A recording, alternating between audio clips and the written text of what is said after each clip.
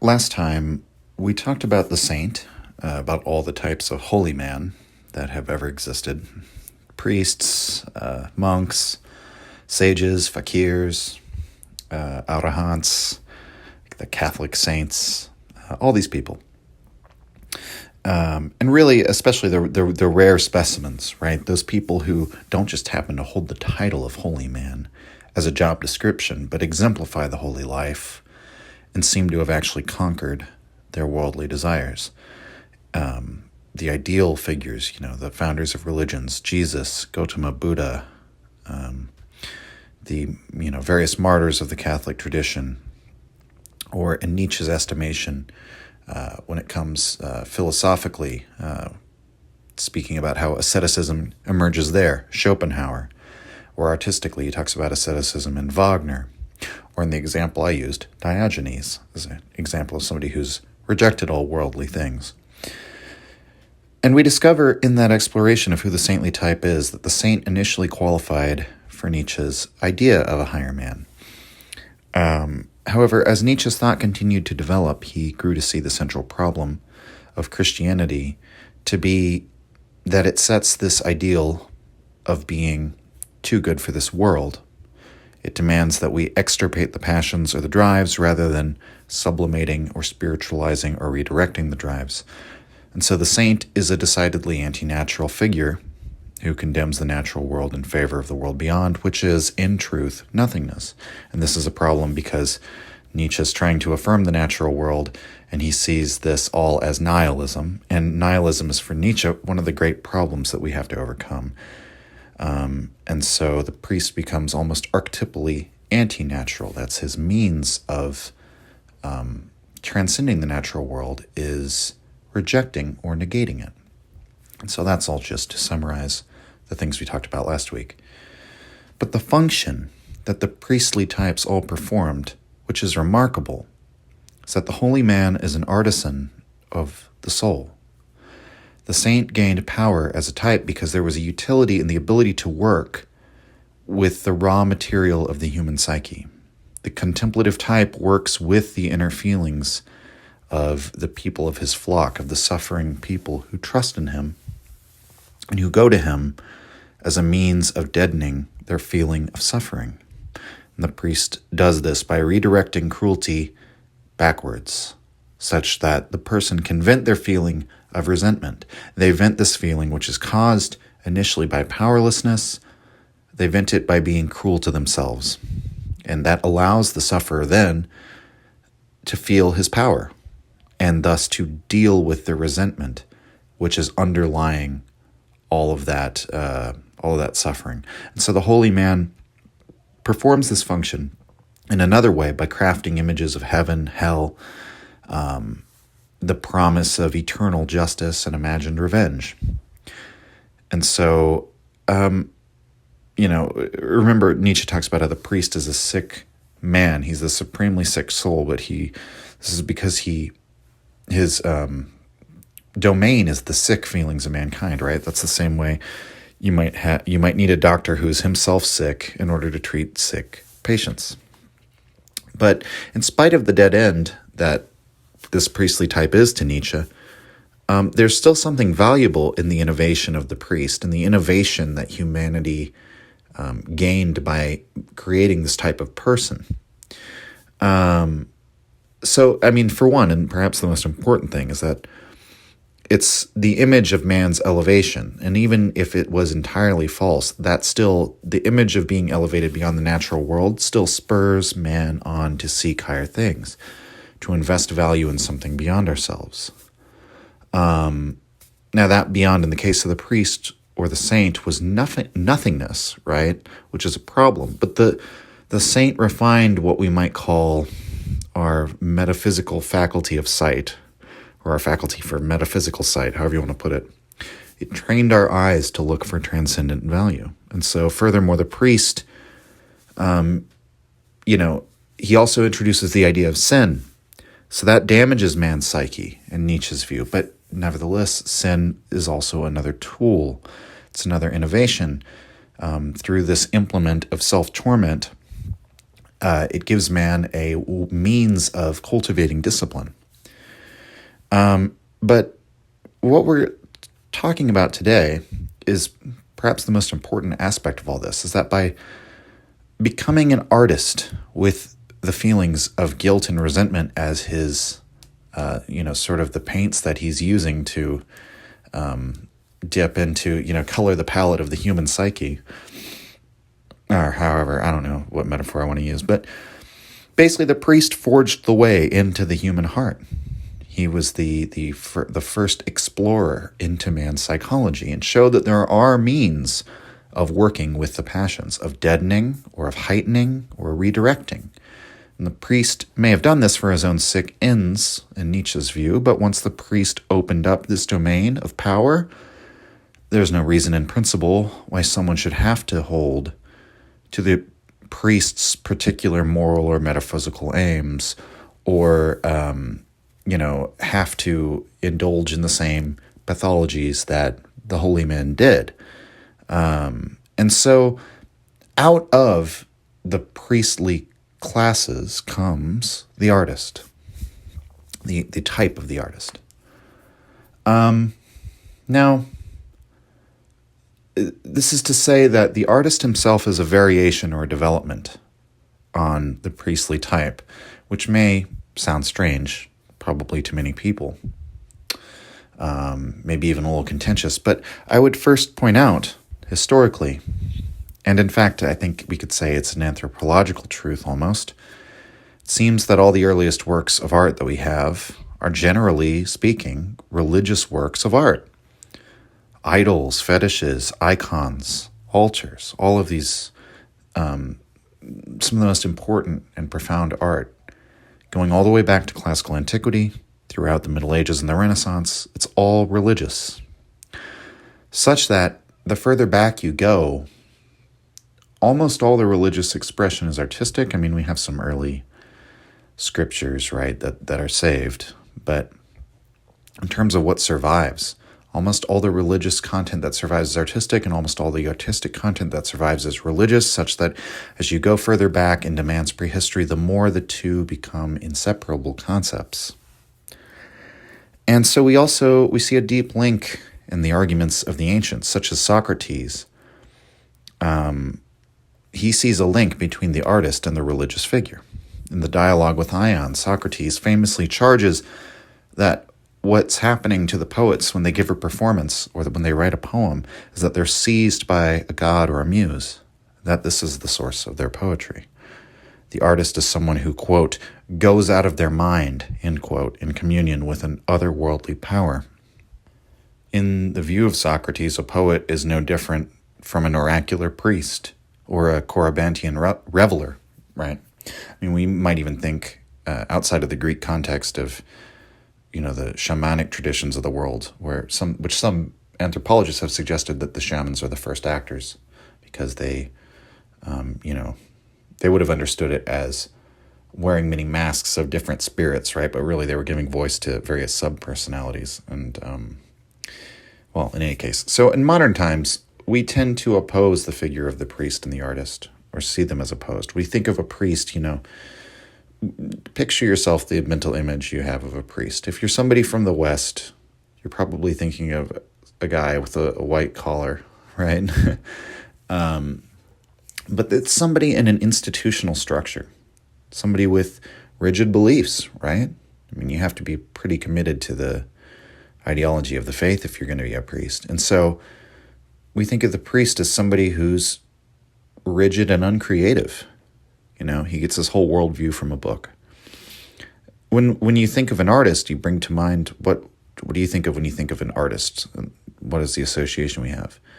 I mean, we think of the exact opposite, somebody who's creative and somebody who transgresses boundaries, somebody who smokes cigarettes and has a weird hairstyle. So there couldn't be more opposite stereotypes in the popular imagination. But again, most of the artistic representations were religious back in the old days and ancient times. And the further back we go, the more that it's true, such that the modern associations that we have of the artist and the religious figure being so almost just diametrically opposed in how we think of them is really the exception. Throughout most of human history, the proper occasion for song, dance, or other forms of auditory or performative art were done in the context of religious rituals. And again, we've already talked about things like idols and things like that. So what was the purpose of such ritualistic artistic expression? The point's to affect some emotional state within the attendants, to bring on some rush of feeling, or to direct or redirect feelings into certain channels. Religion's always harnessed art for those ends. There are still, there's beautiful artistic traditions in various religions today, such as icon carving in the Eastern Orthodox Church. Some of you are probably familiar with Jonathan Pageau. He's one of the people in Jordan Peterson's extended orbit.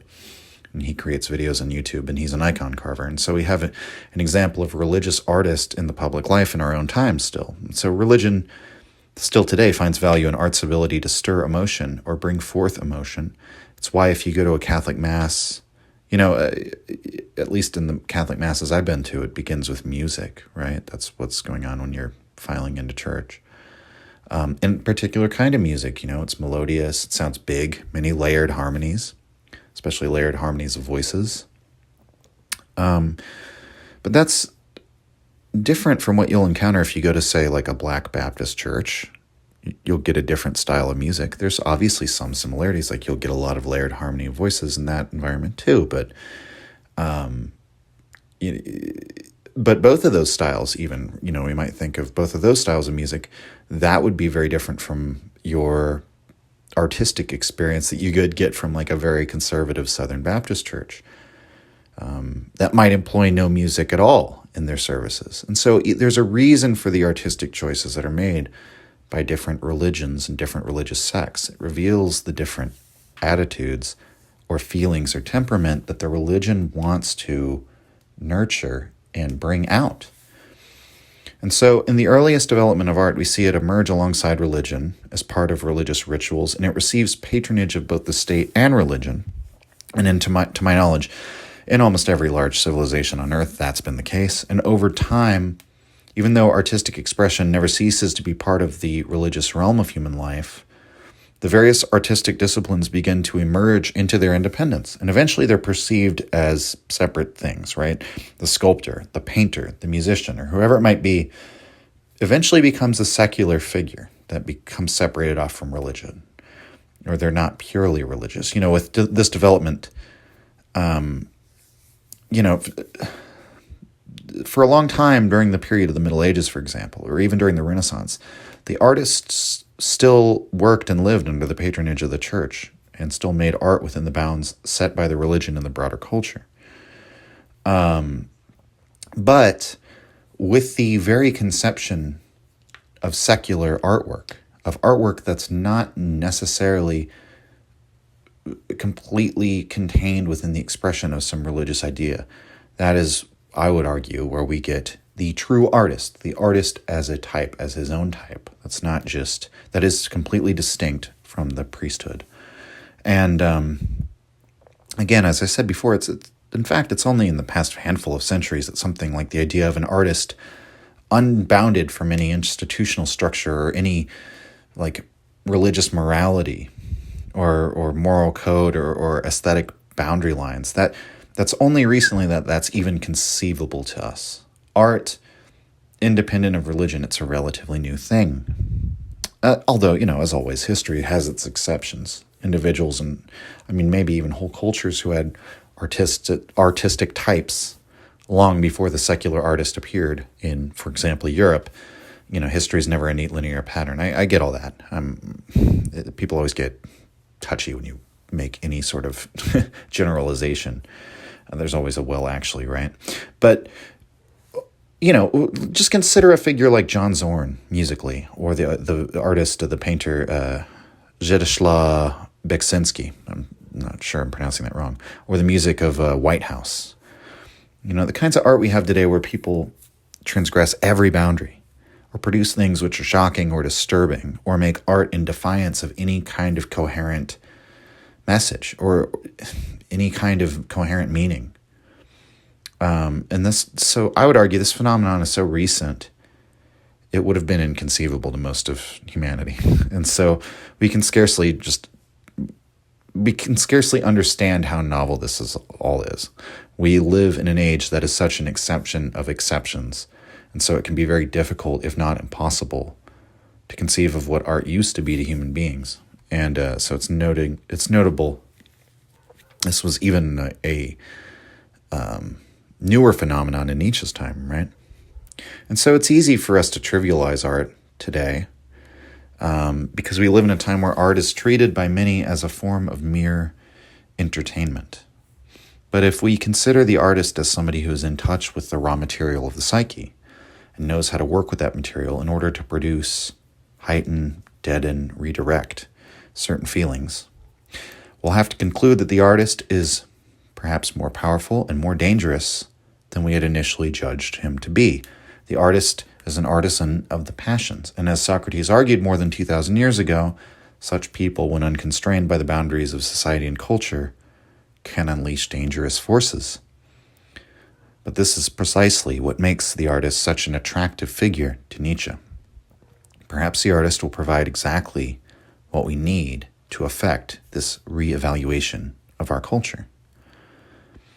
As we've discussed before, during Nietzsche's early years, he was a friend and the disciple of Richard Wagner's. He saw in Wagner the potential to revitalize the German psyche. Why is it that Wagner was the one who could do this? Well, Wagner was a composer and a man whose music moved Nietzsche. He moved quite a few people, quite profoundly. And so Nietzsche believed Wagner could perhaps move the soul of all Germany. And so in his first book, Birth of Tragedy, Nietzsche quite openly speaks of his search for a new type of German music as a means of effecting a cultural shift. He wanted to be the philosophical voice to accompany Wagner's cultural revolution. But the primary mode of attack, the tip of the spear, was the music. It was the work that the art could do upon the psyche that Nietzsche saw as the practical element leading a cultural shift. Nietzsche then becomes obsessed with this idea of diagnosing the condition of the German culture and determining the underlying causes of, Germany's cultural superficiality, and then trying to find a cure, finding a new course.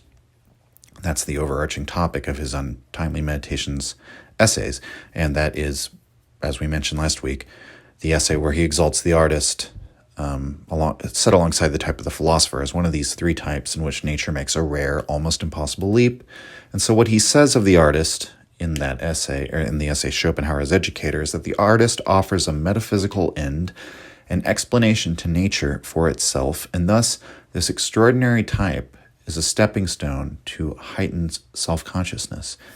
He then quotes Goethe, who wrote, quote, "I have often said and will often repeat, the causa finalis of natural and human activity is dramatic poetry. Otherwise the stuff is of no use at all." End quote. So art provides the commemoration and thus the eternalization of great deeds, great moments, the most deeply moving experiences of the human condition. Art elevates these feelings to new heights, a place of meaning, whereupon humanity can look and say to itself, this is not all just sound and fury. There was a meaning to all of this. There's a story to all of this. This will be remembered. This is important because it stirs the heart. And look, this is, the fact that we remember this is proof that there is immortality, or that there is something eternal or eternally valuable. There's a great line from HBO's series Rome, where Augustus Caesar's friend, the poet Maecenas, tells him, victory isn't really victory until it has a song, meaning that it's the artistic expression of how significant an event was that truly, enters it into the annals of eternity. And so there's an implicit underlying element in this way of thinking about art that comes from the influence of Schopenhauer, and this is because Schopenhauer sees Schopenhauer sees the human faculty for representing the world as the thing that makes art possible. And as we discussed in the last episode, he finds in art the ability to contemplate the world with disinterestedness, or the absence of willing, the absence of striving. And so even though Nietzsche came to think of the idea of disinterested contemplation as rather absurd, and he says it reveals much more about Schopenhauer than it does about art, and you can recall fresh on the last episode if you want to know more about that. But it's the idea that human beings can create an entire magical world of phenomena, this elevated dream world that exists solely within our consciousness, right? And Nietzsche, I would say, expands it to be an entire cultural consciousness, right? I think this carries at least somewhat the influence of Schopenhauer, and I think the Schopenhauerian view of the power of representation is where we get the Apollonian force in art, although even in Birth of Tragedy, Nietzsche criticizes Schopenhauer's view of aesthetics. But there's this view of art in the early career of Nietzsche that it's the basis of the dream world of representation, and that's what we actually live in. And the artist is extraordinary because he was one of the types that forged that world into existence. The fact that we represent the world in such a way that the psyche can comprehend it, we owe to the artist, because the world itself is actually becoming, which is to say, there's no duration at all, no sensible, coherent boundary line between phenomena, just an endless arising and passing away. No absolute or final statements of truth can be made about it at all. And so to transform this chaos into representation, and therefore something that we can understand and engage with, is the artist's greatness and his contribution to mankind. Following the untimely meditations period, Nietzsche wrote the book Human All Too Human, and this is the period of his thoughts on art that I'd like to focus on for the most part in this episode. He describes in the very beginning of this book what it is he thinks we need. When he says need here, he's talking about that the philosophical, cultural, moral crisis that Europe is facing, and what it is he thinks would help to ameliorate it. The section's called A Chemistry of Concepts and Feelings. It's the beginning of the book, Aphorism 1. Quote, "All we need, something which can be given us only now, with the various sciences at their present level of achievement, is a chemistry of moral, religious, ascetic ideas and feelings. A chemistry of all those impulses that we ourselves experience in the great and small interactions of culture and society, even in solitude. What if this chemistry might end with the conclusion that even here the most glorious colors are extracted from base, even despised substances?" End quote. In my opinion, this phrase, a chemistry of concepts and feelings, is a sort of prototypical formulation for the discipline that Nietzsche comes to imagine later in this period to be the way forward. And that discipline is what he later calls the gay science. So notice the components of the phrase, the way he's talking about it here. A chemistry. So he's using the analogy of a scientific discipline, implying that we need to conceive of this endeavor as something we can pursue as natural philosophers, right? Seeking precision, seeking proof through experimentation. And then a chemistry of what? Concepts. So that's the intellectual or philosophical element of the gay science. And then the third component, feelings, the artistic or emotional element. This opposition that we have between head and heart, between body and mind, or flesh and spirit, or between artists and philosophers, Nietzsche at this time, he diagnoses this as one of the great manifestations of the problem facing the European mind. This pathology has multiple causes, including the holy men, that we discussed in the last episode. But several philosophers have helped this problem along and exacerbated it just as well as the priests have been capable of doing. But this pathology comes out in a number of ways. So for example, in his cultural criticism during the untimely meditations period, Nietzsche argues we've become beings with encyclopedic knowledge of trivium on the inside, and uncultured beasts on the outside. So the imbalance between intellect and passions has become that unhealthy. And if Nietzsche could see us today, I think he'd say we've reached heights of mind-body dualism that he wouldn't have even considered possible. So what is the solution? Well, it's the gay science.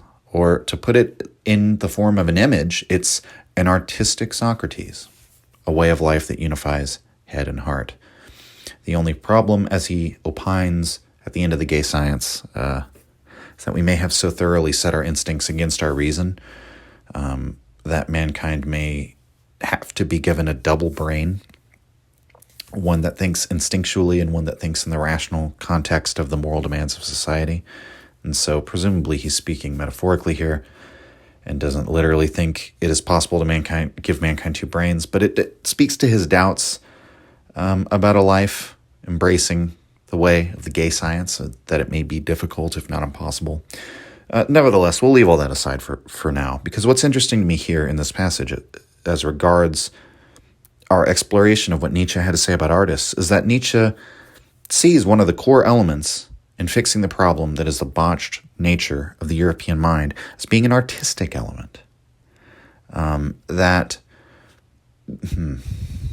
it's not just a chemistry of concepts that we need, it's chemistry of concepts and feelings. And so I want to talk about primarily the feelings half of it in this episode. But it's why he explored from the very start of his work in Birth of Tragedy an aesthetic solution to the problem of life. He continues that consideration throughout his work. He gives an argument for the importance of art towards all of this, all of his goals, in an extraordinary paragraph towards the end of the first chapter of Human All Too Human. This is aphorism number 27, which I'll quote in a slightly abridged form.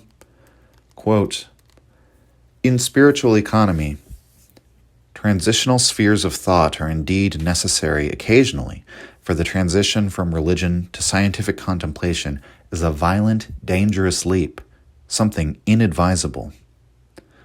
But in the end, one ought to understand that the needs which religion has satisfied, which philosophy is now to satisfy, are not unchangeable.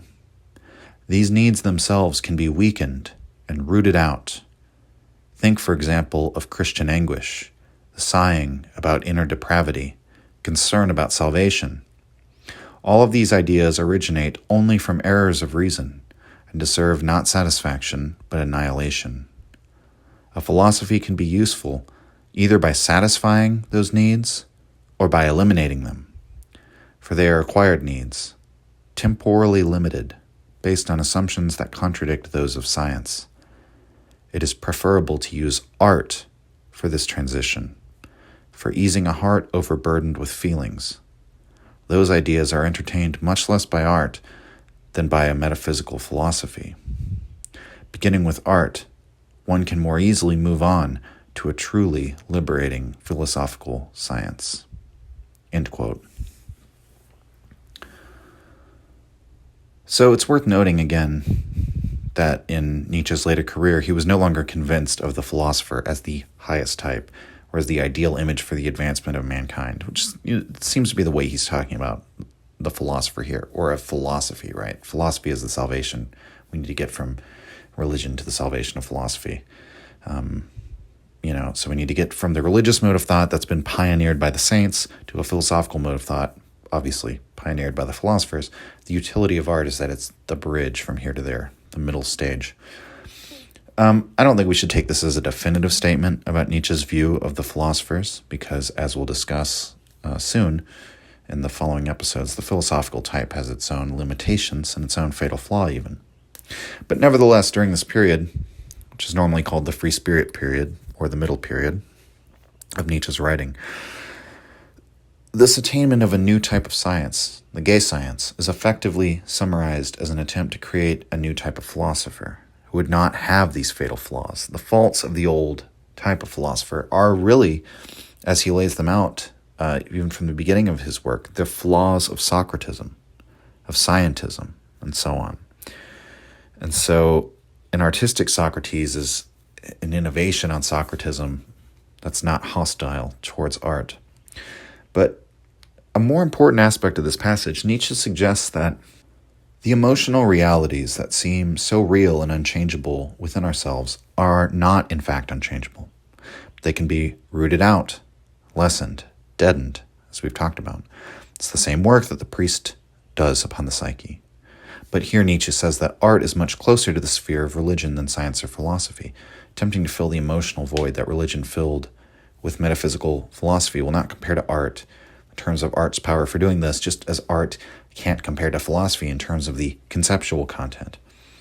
I shouldn't even use the term fill the void, though, because Nietzsche is really saying you don't even have to fulfill all of the same functions that a previous religious belief did or belief system did.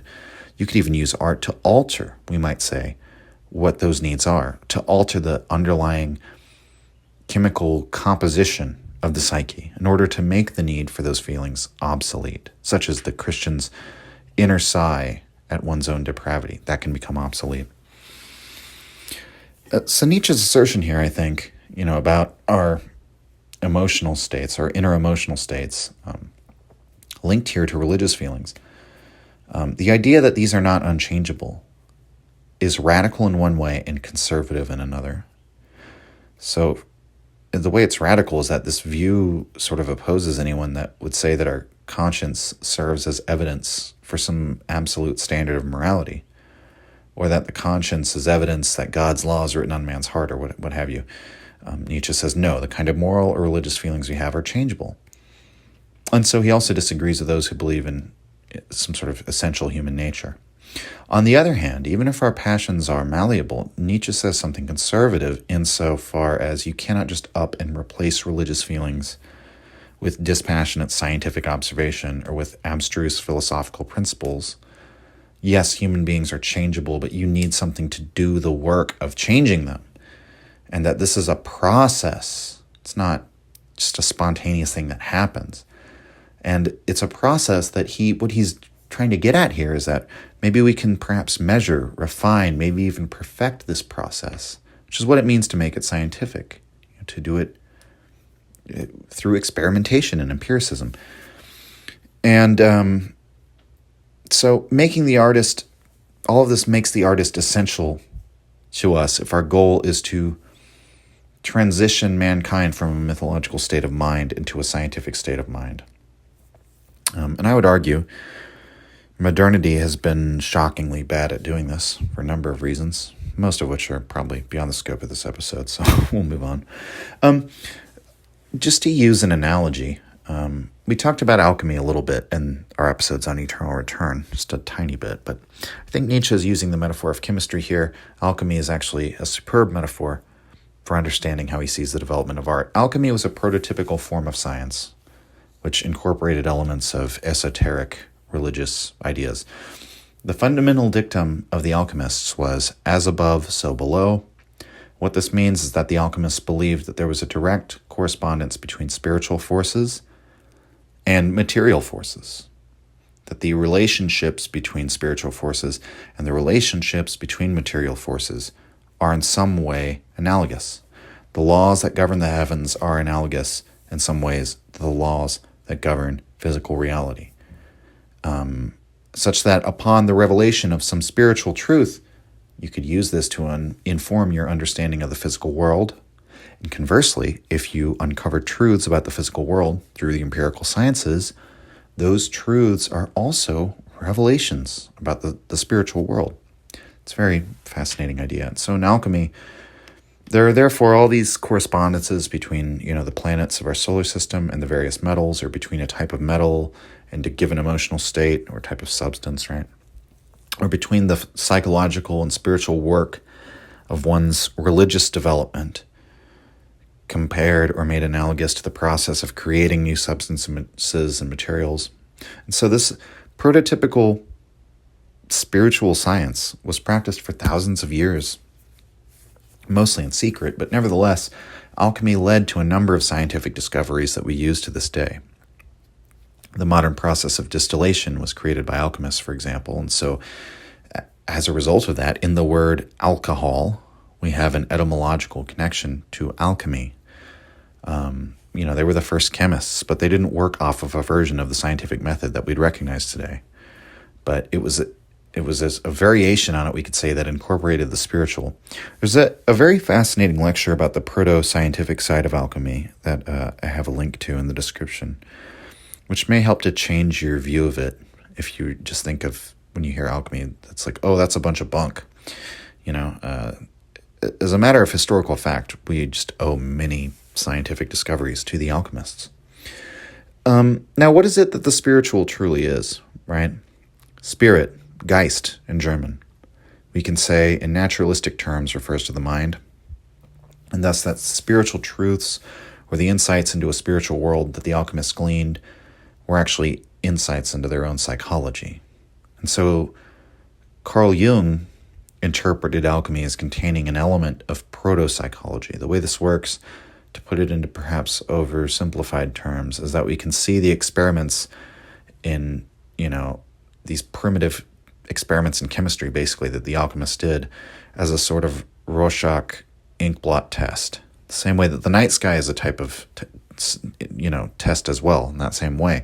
Jung's insight is that whatever remains in unconsciousness is projected by the mind onto the external world, and thus when we looked up into the stars and saw something mysterious and bigger than ourselves, right, we projected our own inner unconsciousness onto it.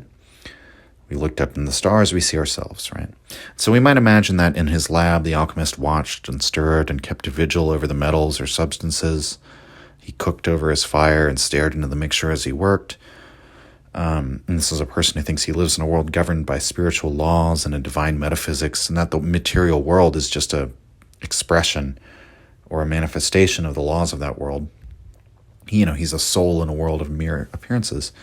And so as he does this, a sort of Rorschach inkblot test happens whereby he projects his psyche onto the transformations of the substances he works with. And he begins to think in terms of not just transformations of material, but transformations of the soul. And then, to complicate matters, to hide their discoveries, the alchemists would write in codes and in religious allegories, which can either have a scientific or a religious meaning. So that makes it complicated. But Jung's idea is essentially that aside from all those proto-scientific discoveries of alchemy, we also have this treasure trove of psychological insight. People who were doing proto-psychology without knowing it. And so let's apply this metaphor to the artist, right? Nietzsche's idea of a chemistry of concepts and feelings, I think, can similarly be understood in psychological terms. Up until this point, the way that artists have worked with the material of the inner contents of the psyche, right, with the passions, with the inner states, the drives, and so on, that it's been the same way, it's been analogous to the way alchemists worked with metals and other materials. That is, the artist did this as a form of religious practice, in a way. There was a religious element to it, or there was a way that was unconscious, that was not yet brought fully into the light of reason and empiricism. The psychological element, therefore, in what the artist is doing remains an unconsciousness for both the artist and his audience. And the way that the artist did his work in the psyche was not yet understood in these explicit, precise terms, but rather spoken of in metaphor and in allegory, such as, Socrates saying that the poets go out of their minds and are taken over by a god or a muse. That's not an understanding of art in precise, rational terms. That's an understanding in religious allegory. So Nietzsche's idea of a chemistry of concepts and feelings is the idea of developing art from something akin to alchemy, a protoform, an imprecise, accidental offshoot, and making it into something fully formed. Chemistry, a systematic way of approaching and working with the inner feelings, maybe even achieving some precision in our definitions and in our measurements. And here he even goes further and dreams of not just a chemistry of feelings, but a chemistry of concepts and feelings, which means he's getting greedy. But that means the unification of philosophy and art. And this project became questionable even to Nietzsche. But what it reveals about his view of the artist is very valuable, because so if these artists are the alchemists of the spirit, his goal is to make them into chemists. And to those who make art in full awareness of what art is, of its function, to change the drives, to alter, redirect, heighten, deaden, whatever it may be, the passions and the inner states of the human being. It's a fascinating idea. And so Nietzsche writes later in the text, and this is in the chapter about the arts and about artists. He writes of the power of the artists and how he's a pseudo-religious figure, a figure with a religious or spiritual power, and how the artist shares in the power of illusion that the old religions have. He writes in aphorism 150, quote, "Art raises its head where religions decline. It takes over a number of feelings and moods produced by religion, claps them to its heart, and then becomes itself deeper, more soulful, so that it is able to communicate exaltation and enthusiasm. The wealth of religious feelings, swollen to a river, breaks out again and again and seeks to conquer new realms. But growing enlightenment has shaken the dogmas of religion and generated a mistrust of it. Therefore, feeling, forced out of the religious sphere by enlightenment, throws itself into art, in certain instances into political life too, even directly into the sciences." End quote. So here, the ascendancy of art as this unbounded force corresponds directly with the decline of traditional religion. This is what we discussed earlier, the liberation of the artist from their religious domain as art became secularized. But even as religions decline, there's still this wealth of religious feeling within the hearts of mankind that must be somehow managed. It continually floods out of us, or it demands satisfaction. And again, that's the both radical and conservative idea about Nietzsche, that this wealth of religious feeling still lingers. It can be changed. So that's the radical part, but it actually requires work for it to be changed. It doesn't happen instantly, and who knows how long that will take, and all the things we'll have to do to redirect those channels of feeling, right? That's all open to discussion, but I think that's, again, the conservative element of it. So another passage where Nietzsche suggests art as a substitute for religious feelings, this is aphorism number 131, quote, "However much one thinks he has lost the habit of religion, he has not lost it to the degree that he would not enjoy encountering religious feelings and moods without any conceptual content, as, for example, in music." End quote. So, we get a great deal of enjoyment out of music. Obviously, I do. I'm a musician. But, we have this emotional ecstasy and rapture that can happen in music, and this desire that we often have, that many people have, to let it take over us, or take our emotions and carry them in one direction or another. And so in this enjoyment that we have for that, and in our desire to have that experience, we're revealing a desire to give into a religious mood in many cases.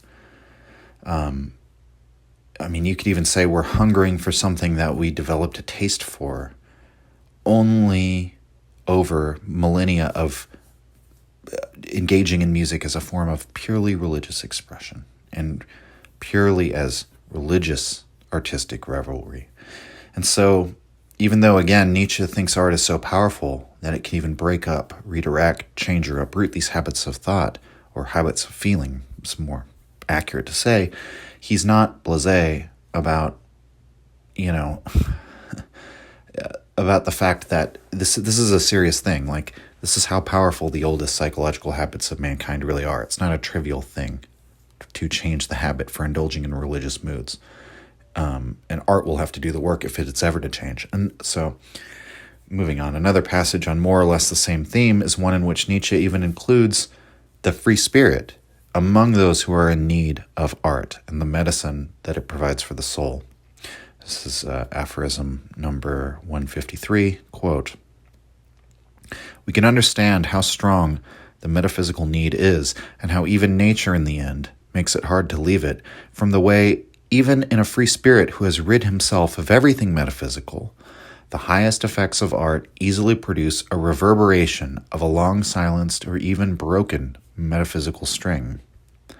A certain place in Beethoven's Ninth Symphony, for example, he might feel that he is floating above the earth in a starry dome, with a dream of immortality in his heart. All the stars seem to glimmer around him, and the earth seems to sink ever deeper downwards. If he becomes aware of this condition, he may feel a deep stab in his heart and sigh for the man who will lead back to him the lost beloved, be she called religion or metaphysics. In such moments, his intellectual character is being tested, end quote. So this is central to explaining not only everything Nietzsche's talked about up to this point, but also what we might call the problem of the artist in Nietzsche's view. A problem all the more complicated owing to the fact that Nietzsche himself is an artist and considered himself just as much an artistic type as a philosophical one. I mean, he is a philosophical writer, but his prose has been called lyrical. He created this whole fictional mythology around Zarathustra. He's a dithyrambic poet. He's a musician and a composer. He's fond of improvising at the piano. So having laid out for us what art is and how it stands in this peculiar relationship to both reason and religion, he suggests that these deep religious feelings that occur in art, for example, tempting us to the dream of immortality, that's a test of our intellectual character. This is why I think having a grasp on Nietzsche's view of truth is so important, because he holds simultaneously that lies have been beneficial to mankind. That is, Nietzsche says, along with Voltaire, quote, "Believe me, friend, error has its merits too," end quote. But this doesn't mean that Nietzsche doesn't think truth is important, especially to the free spirit, right? The difference between Nietzsche and so many other thinkers, though, is that he thinks the truth is hard. In every sense of the word, he imagines them beyond good and evil.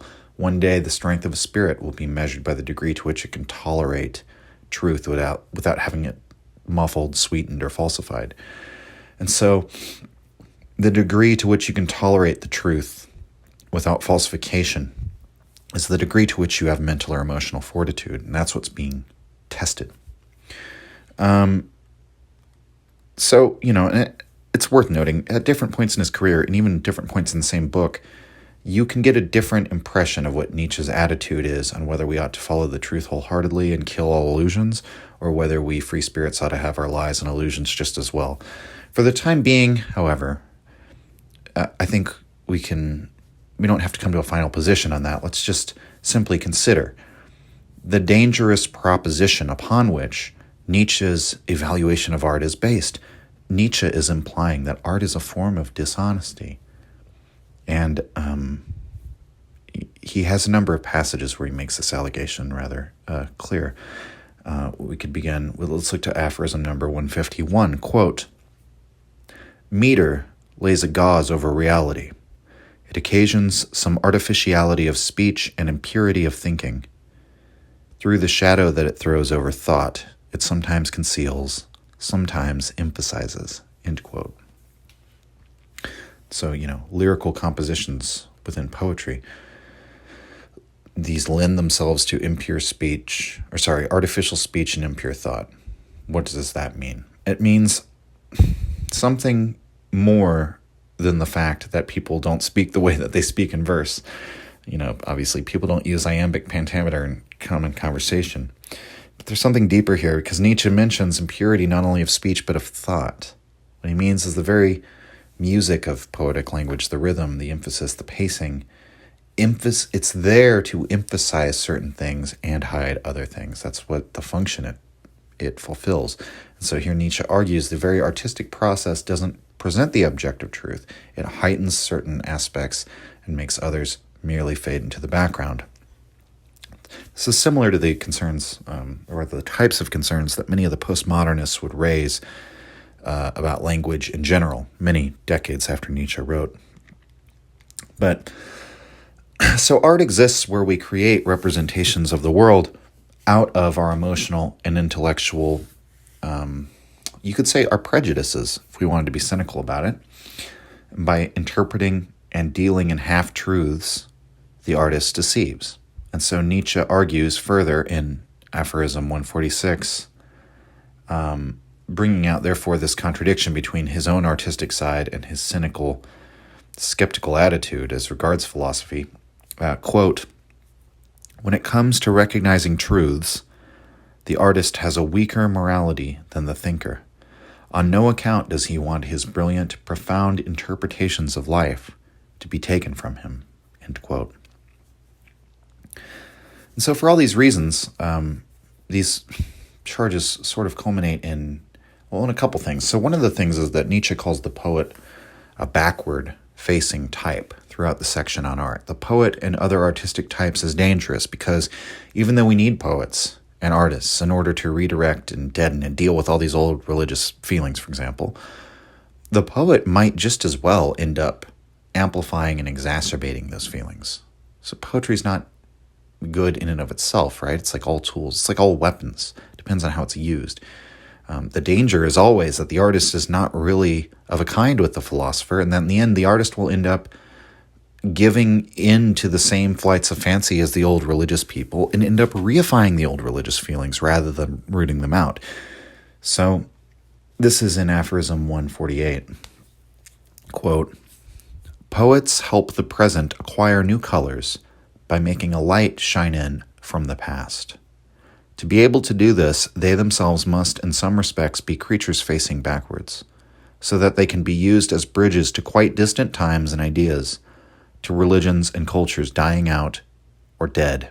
End quote. And that's the danger of art for Nietzsche, particularly at this time when he's writing this, because if you remember, given his later rebukes towards Romanticism, Romanticism was the big artistic movement that had sort of proceeded immediately before Nietzsche's time. And so he's always suspicious of whatever wishes to drag us backwards into an imagined idyllic past. This is some form of illusion for Nietzsche. And, we can't simply cling to the wreck of Christianity in Nietzsche's view. It's why Nietzsche's entire philosophy is addressed to the philosophers of the future, why the central value is oriented around becoming and overcoming this ideal of our future transformation into something greater than ourselves, something better than what's existed before. And so Nietzsche sees the danger in art being backward-facing. The danger is in that it stirs these feelings of sentimentality and longing for, this past, which is an illusion, really. But, at the bottom of that, we could say, from a psychoanalytic point of view, what people are looking for is like, what do people say about the romantic view of the past? Things were simpler back then. Things were easier back then. It's like a longing for contentment. And so there's a nihilistic or pseudo-nihilistic element to it. I think we can forgive Nietzsche of this particular worry about art, even if you don't think it's necessarily a problem with artists today. Because, of the time in which he was writing and the fact that he comes on the heels of this romantic movement. And, as we've talked about, he later denounced the terms in which he denounced his early influences, Schopenhauer and Wagner, was that they were essentially romantics, which he defines as something springing from weakness in both his preface to Volume 2 of Human All Too Human and the aphorism, What is Romanticism, in Book 5 of The Gay Science. There's a good aphorism that more or less encapsulates Nietzsche's thinking on this in regard to art's backward-facing nature in Book 2 of Human All Too Human, and this is aphorism 178, called Art and Restoration. Quote, "The retrograde movements in history, the so-called periods of restoration, which try to revive intellectual and social conditions that existed before those immediately preceding, and seem to really succeed in giving them a brief resurrection, have the charm of a sentimental recollection, ardent longing for what is almost lost, hasty embracing of a transitory happiness. It is on account of this strange trend towards seriousness that in such transient and almost dreamy periods, art and poetry find a natural soil, just as the tenderest and rarest plants grow on mountain slopes of steep declivity. Thus, many a good artist is unwittingly impelled to a restoration way of thinking in politics and society, for which, on his own account, he prepares a quiet little corner and garden. Here he collects about himself the human remains of the historical epoch that appeals to him, and plays his lyre to many who are dead, half dead, and weary to death, perhaps with the above-mentioned result of a brief resurrection." End quote. I love that image of the rare plants growing on a slope of steep declivity.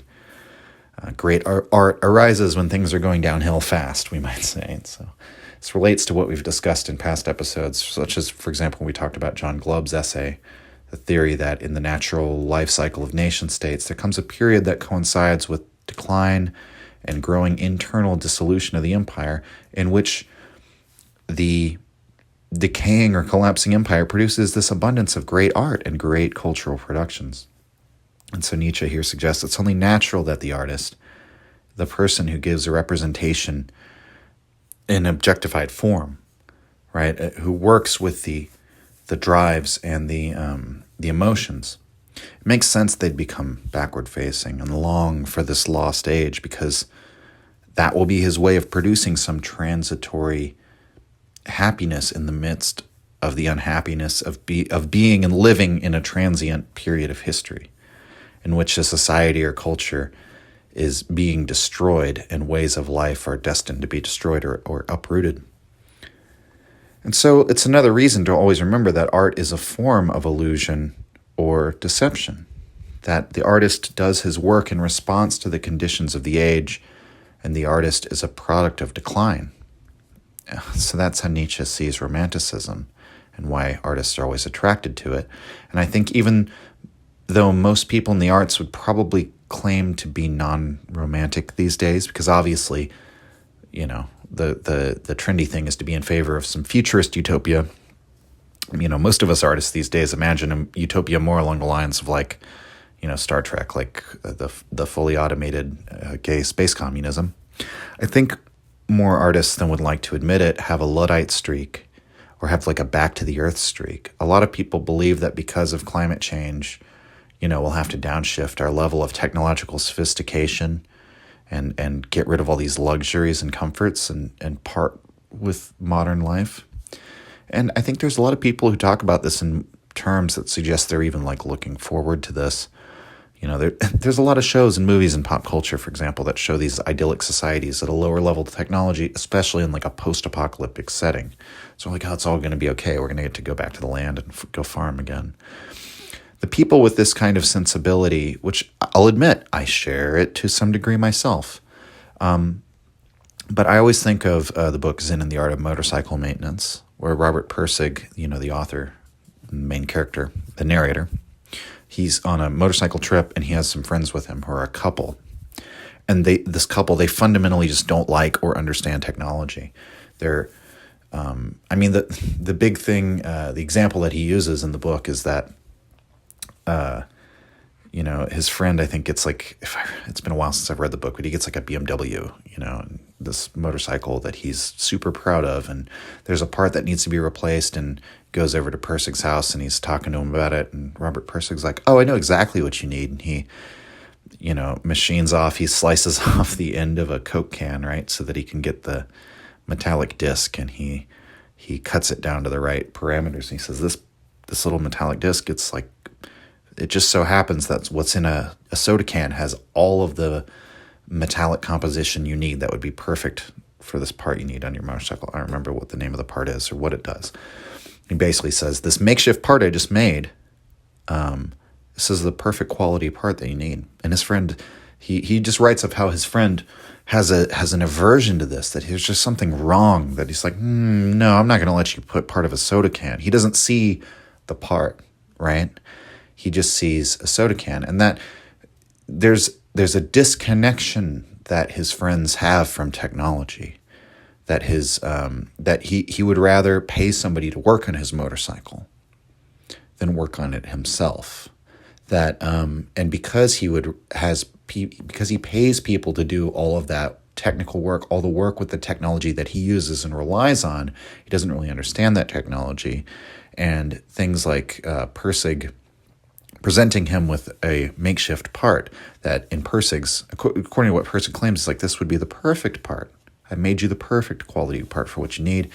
That doesn't jive with him because fundamentally his friend doesn't like or understand technology. And he talks about how people like his friends, they see technology as this sort of death force, this sort of awful thing that is, corrupting society or taking it away from the purity of nature. And it's this This type of aversion that Pirsig tries to address in like the first half of the book. But in any case, I think there are a lot of people like that who rely a lot on technology, but they don't fundamentally understand technology. They don't actively, they don't live their lives in an actual symbiosis with it.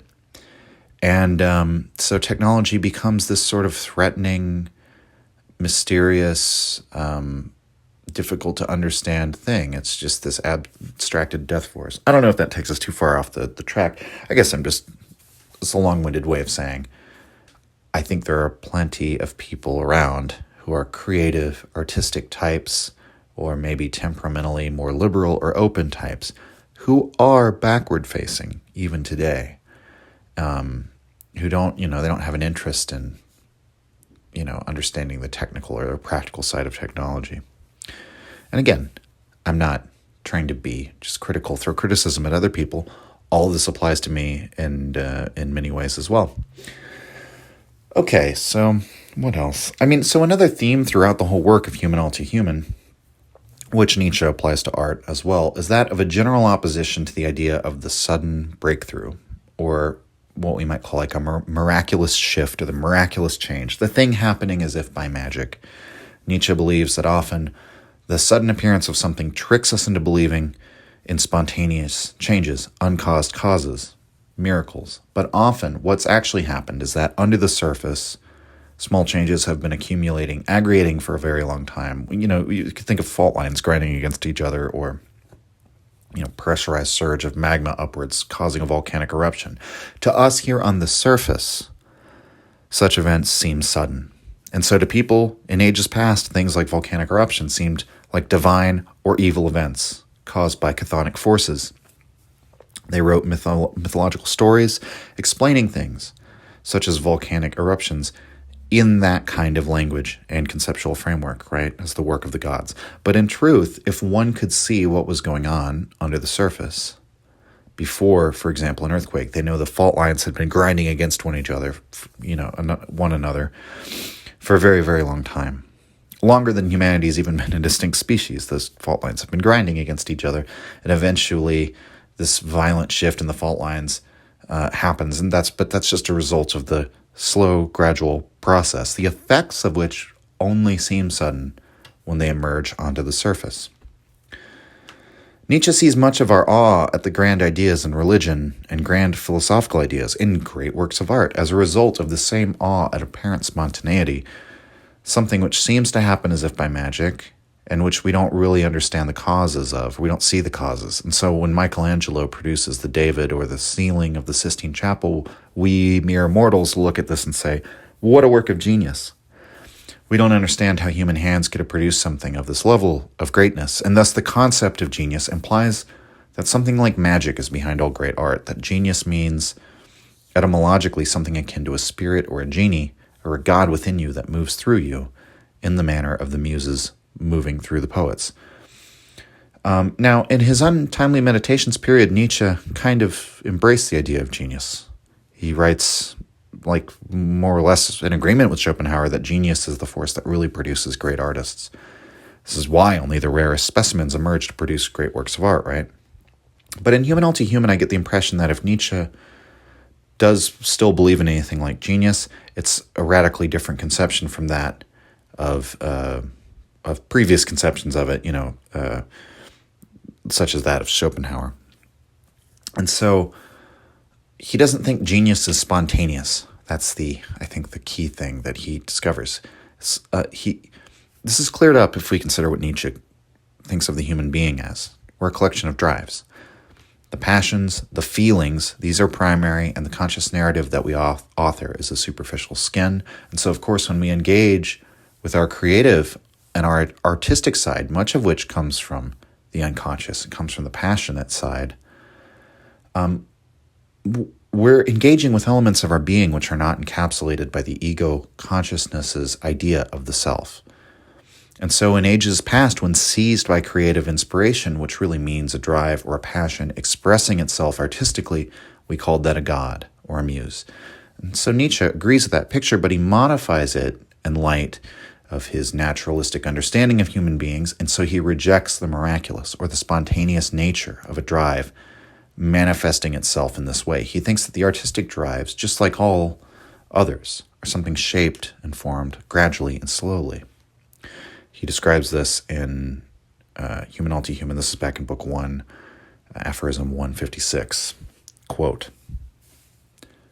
"When productive energy has been dammed up for a while and has been hindered in its outflow by an obstacle, there is finally a sudden outpouring, as if a direct inspiration with no previous inner working out, as if a miracle were taking place. This constitutes the well-known illusion which all artists, as we have said, have somewhat too great an interest in preserving. The capital has simply piled up. It did not suddenly fall from heaven. Incidentally, such apparent inspiration also exists elsewhere, for example, in the domain of goodness, virtue, vice." End quote. So wonderfully, Nietzsche expands this insight to the whole of human psychology, but he accuses that many artists have an interest in giving off the appearance of semi-madness. The artist must keep themselves misunderstood and vague, and this is to maintain the mystery around their inspiration, because it requires maintaining a mystery around themselves. The artist has to appear as somebody who has a gift. They have to capitulate to the idea artistic inspiration can't be taught, that what they do is something inexplicable even to themselves. And we can make sense of this within the framework of will to power. The artist's power is found in mystery because it produces that illusion of spontaneity.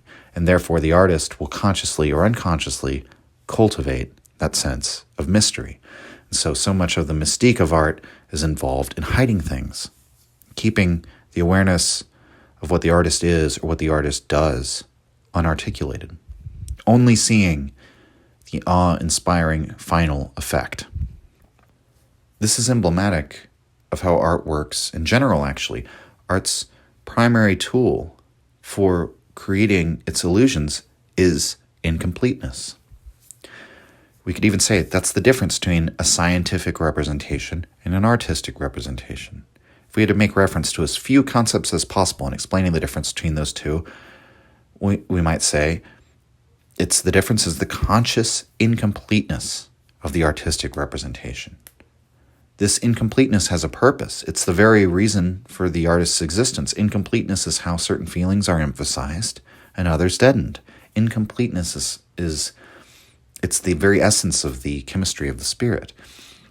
The philosopher and the scientist, he cannot do these things. This is why there's a tension, a feeling of mutual exclusivity between the artist and philosopher, which Nietzsche feels about, he feels this within himself.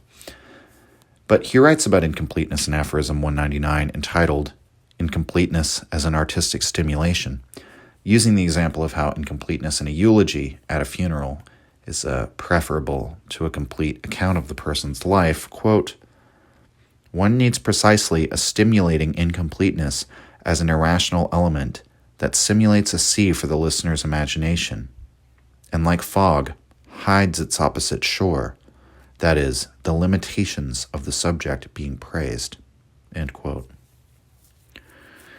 So that's key to the artist's power, and it's what sets the artist apart from the philosopher, what sets him at odds with the philosopher.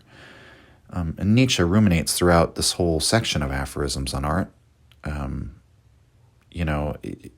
wondering about all these concerns with art. I mean, he wonders in another aphorism whether Plato was correct that tragedy makes people morose and lethargic, and thus it should be avoided, or was Aristotle correct that tragedy was a sort of catharsis, and that after indulging in tragedy, the soul becomes calmer. What's common to both of those views of tragedy, even though they're opposed, right, is the idea of art's power and art's danger. And that's where Nietzsche is in agreement with the ancients, even with the likes of Socrates. The difference is that where Socrates would dam up the flow of art, Nietzsche wants to understand the science of digging these canals within the psyche to use the artistic forces in a productive manner.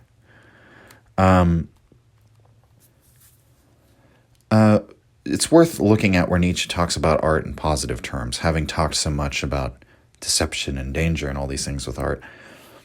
Aphorism 214 calls to mind Nietzsche's praise of Greek tragedy in his first book, And I think this aphorism is the sort of the through line for his position on art, because it's very rich in his early career to all through the way through his middle period, all the different insights on art. And he thinks about art in all these different ways that aren't always, sometimes seems incongruous, right?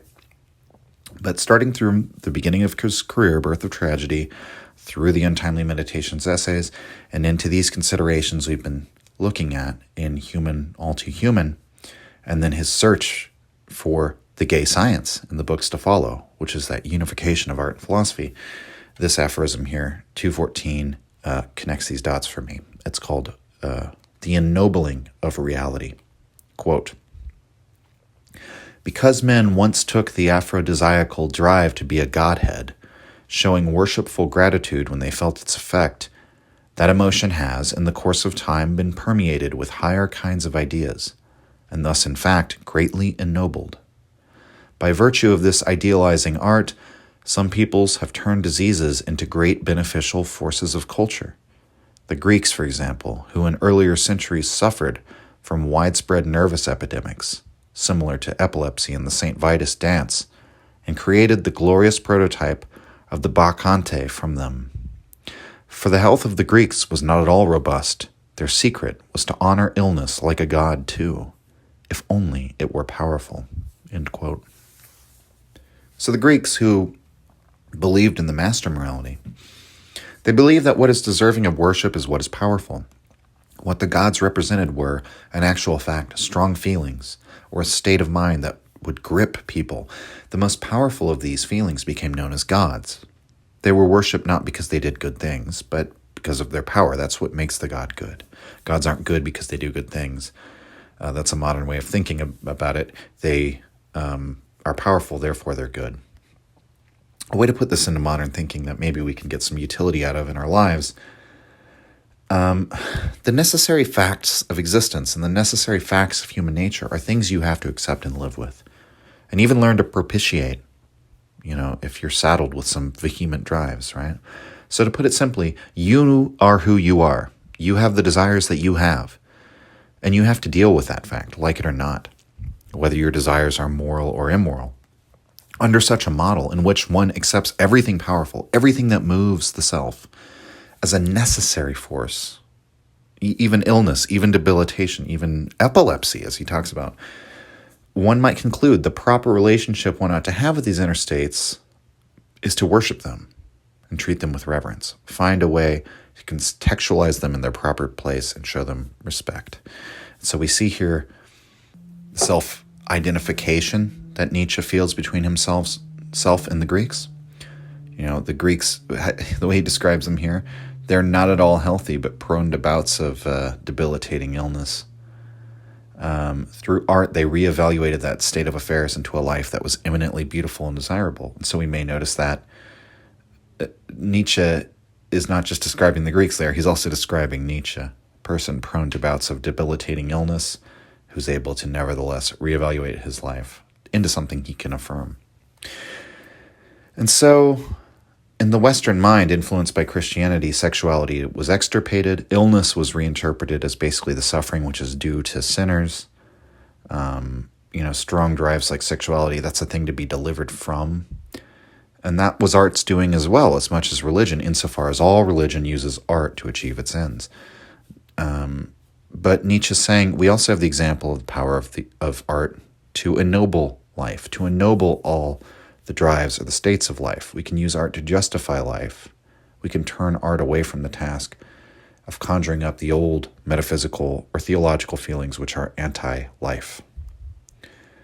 And so this is hand in hand with Nietzsche's repudiation of Schopenhauer and his view on art as disinterested contemplation. We discussed that last episode, so I won't go into detail a second time. But it should be noted that the artist throughout these considerations of Nietzsche's is a figure it's like totally opposed to what Schopenhauer's view of art is. You can even say it's one of the most fundamental disagreements between them. The artist does not spur us to dispassionate intellectual contemplation. He stirs the inner passions, which are the stuff of the will. The artist doesn't work through this magical aspect of genius. Rather, the element of genius is insofar as unconscious and irrational parts of the psyche work through the artist, but they develop through gradual, cultivation of practice, technique, and perspective, and so on. It's not spontaneity. Art is powerful because it can stir and radiate the darkest emotions or ennoble the heart and the mind, not because it's the absence of those things and it doesn't happen suddenly or magically. It happens gradually. Artistic power develops gradually. So, I'm not sure that we can ever end this opposition between art and the intellect, between poets and philosophers or artists and philosophers. And I don't think the internal contradictions that Nietzsche felt were ever resolved. And I think that's why he wished throughout his career for some means of finding a harmony there. And I don't think he ever gave up on finding the artistic Socrates, but I think he felt that contradiction his whole life. I've made reference to it before. There's a poem appended to the end of Thus Spoke Zarathustra called Only Fool, Only Poet, where Nietzsche lays bare his inner turmoil, his inner accusations against himself for indulging in poetry, which is to say for indulging in the deception of art. And, as I've argued here in this episode, Thus Spoke Zarathustra itself is an artistic project. It's his vehicle for his philosophical project is artistic. And so this is as surely a poetic enterprise as anything one could attempt. That certainly would fall victim to all the deceptive or illusory aspects of art which Nietzsche warns us about. And yet Nietzsche is clearly, through this attempt, trying to ennoble us, as he talks about in that last aphorism, to manifest the artistic forces in the best possible way for this transition into a higher elevation of mankind. And so the artist is fundamentally flawed too, just as the saint is, because Nietzsche feels this deeply. He's the artist or the poet or the musician. They're not really seekers after the truth. They're deceivers, and they always have this romantic tendency to flee into illusion. And so they lack some of the intellectual toughness that he thinks we need. But there is something in the artist that shows the way forward to elevation of mankind, and it's not something that he can reject or dismiss in the same way that he does the saint. He feels divided about it for his whole life.